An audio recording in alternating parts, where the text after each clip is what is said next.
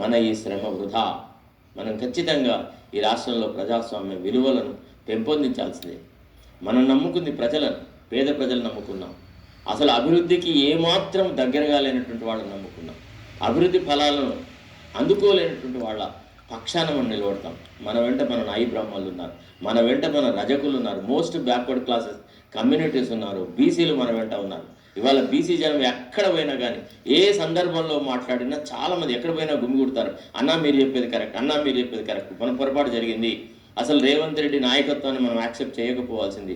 రేవంత్ రెడ్డి అసలు వచ్చే మనల్ని సర్వనాశనం చేస్తున్నాడు. ఇతను సీమాంధ్రుల తొత్తన్న అనేటువంటి మాట ఈనాడు అందరూ మాట్లాడుతున్నాడు.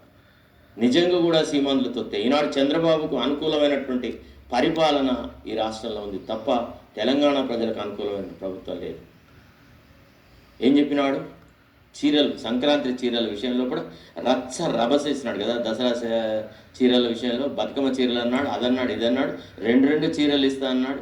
మహిళలను వంచినాడా లేదా? 2 చీరలు నాణ్యమైనవి ఇస్తా అన్నాడు. ఎన్నడిస్తాడు?